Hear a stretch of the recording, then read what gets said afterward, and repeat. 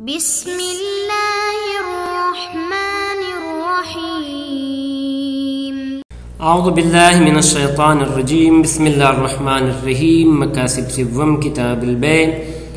سبق نمبر 70 گفتگو تھی شرائط العوضین میں تیسری شرط کون ہو تلکن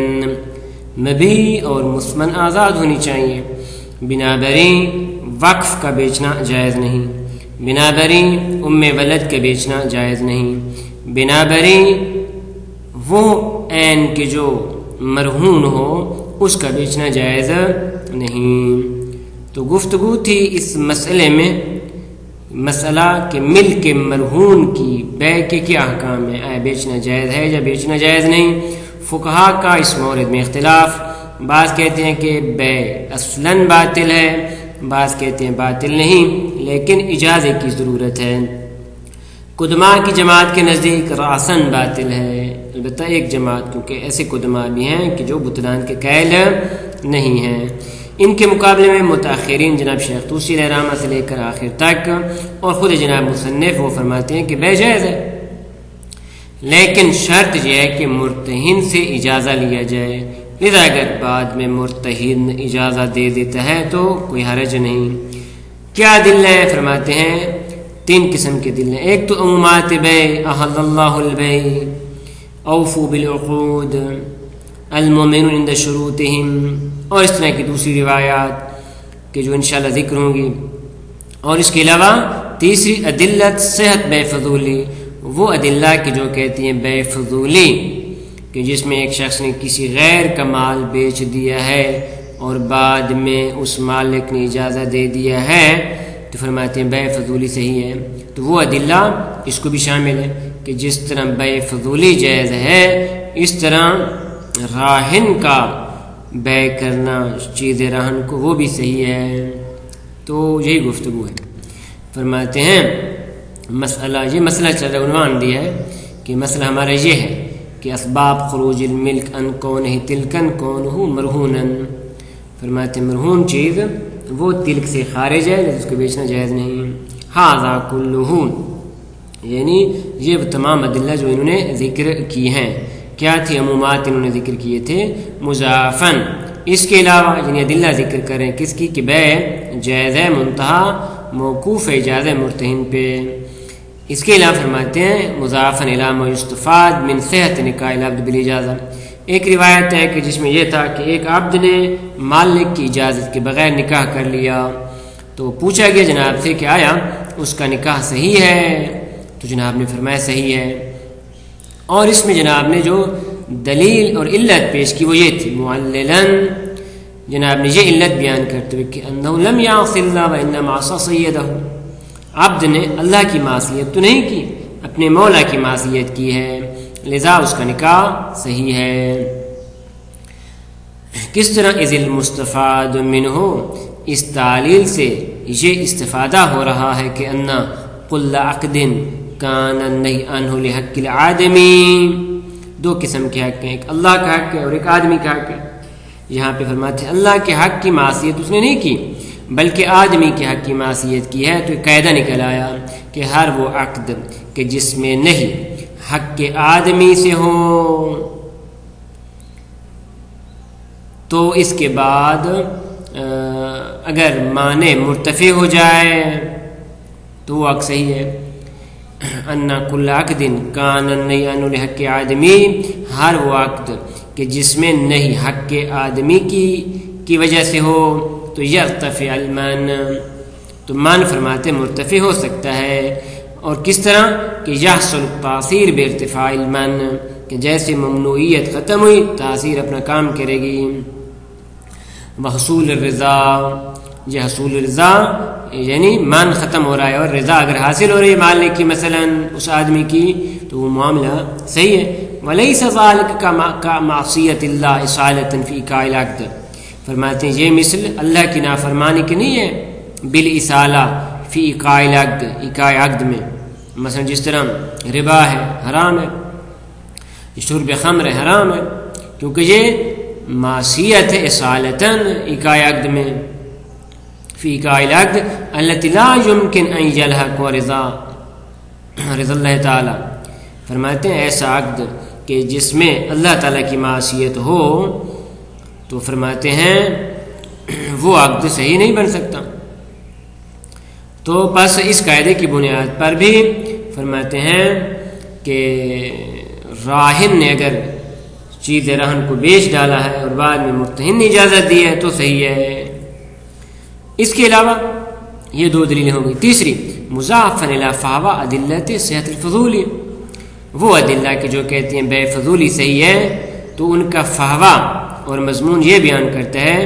کہ عقد راہن بھی صحیح ہونا چاہیے. کہ فضولی میں کیا ہوتا ہے کہ ایک شخص مال الغیر کو بیچ دیتا ہے اور بعد میں وہ غیر جا کی اجازت دیتا ہے تو فرماتے ہیں وہ عقد صحیح ہے. تو یہاں پہ تو راہن کا اپنا مال ہے، اس کو بیچ رہا ہے تو بدرجہ اولا صحیح ہونا چاہیے. لیکن الظاہر من التذکرہ، لیکن علامہ ہلی رحمۃ اللہ علیہ نے اپنی کتاب تذکرہ میں جو فرمایا اس سے یہ ظاہر ہوتا ہے کہ فرماتے ہیں ان کل من ابطل عقد الفضولی ابطل العقد ہونا، کہ ہر وہ فقیہ جس نے کہا کہ عقد فضولی باطل ہے تو وہ یہاں پر عقد راہن کو بھی باطل سمجھتا ہے، یعنی اس فحوا کے اور مفہوم اولویت کے قائل نہیں ہے. تو فرماتے ہیں فی نظر، فرماتے ہیں جناب علامہ کی اس قول میں نظر ہے. کیوں؟ لأن من استند فی البطلان فی الفضولی، کہ ہر وہ فقیہ کہ جس نے فضولی میں بطلان کی دلیل اس طرح کی روایات کو قرار دیا ہو جس طرح مثل قول صلی اللہ علیہ وآلہ وسلم لا بیع الا فی ملکین، کہ بے نہیں ہے مگر ملکیت میں.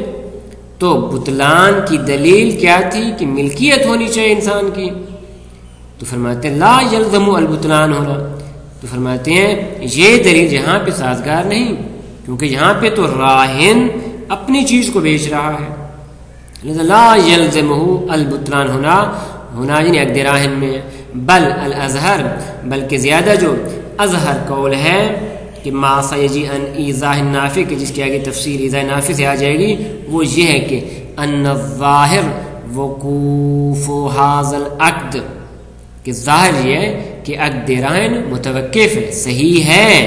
لیکن متوقف ہے کہ اس پہ اجازت ہے راہن، اجازت مرتہن پہ. وَإِن كُلْنَا بِبُطْلَانِ الْفُضُولِ، اگرچہ عقد فضولی میں بطلان کے قائل ہو جائیں یہاں پہ ہم قائل نہیں ہو سکتے بلکہ متوقف ہے. وَقَدْ ظَاهَرَ مِنْ ذَلِكَ، اور یہ جو بھی ہم نے دلیل ذکر کیا ہے کہ عقد راہن میں اور عقد فضولی میں فرق کرنا چاہیے، تو اس سے ظاہر ہو جاتا ہے ضعف ما قواہ بعض من عاصرنا، ان کی دلیل کہ جنہوں نے تقویت دی ہے اس قول کو کہ من القول بالبطلان کہ عقد راہن باطل ہے، کہ ان بعض سے مراد جناب محقق دوسری جناب صاحب مقابس الانوار ہے، کہ انہوں نے جیسا کہ ان کے آگے گفتگو آ رہی ہے وہ فرماتے ہیں عقد راہن باطل ہے. تو فرماتے ہیں جو پہلے ہم نے بدلیل ذکر کیا ہے ایضاح نافع وغیرہ سے، تو اس سے اس قوت کا ضعف بھی ظاہر ہو جاتا ہے کہ جناب صاحب مقائس نے جو بطلان کا فتویٰ دیا ہے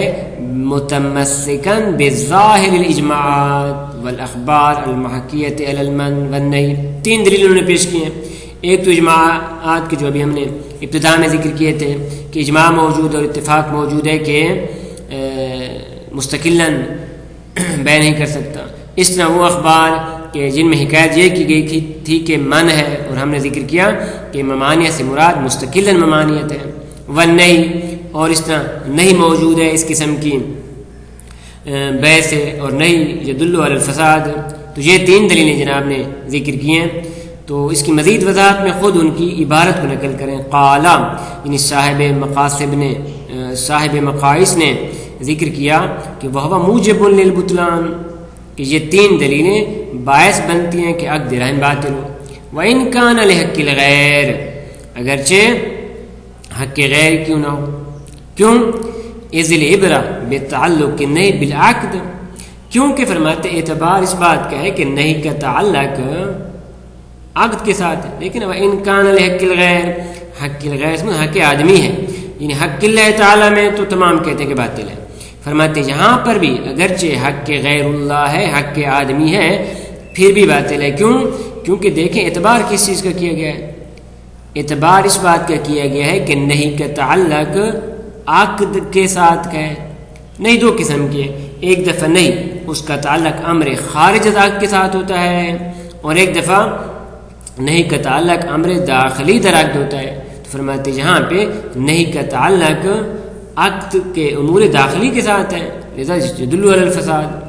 لا لامر خارج عنہ، نہ کہ امر خارجی کے از عقد کے ساتھ کہ ہم کہیں کہ باطل نہیں ہے۔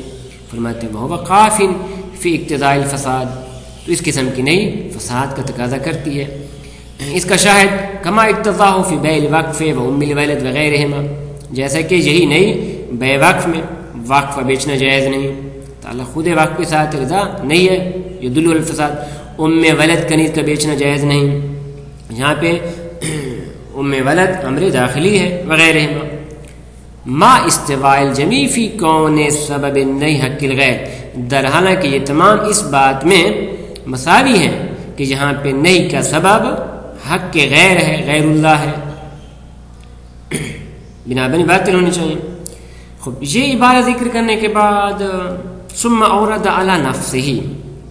جناب محقق تستری نے خود اپنے اوپر اشکال ذکر کیے بے قولی، اس قول کے ساتھ کہ فَإِن قُلْتَ،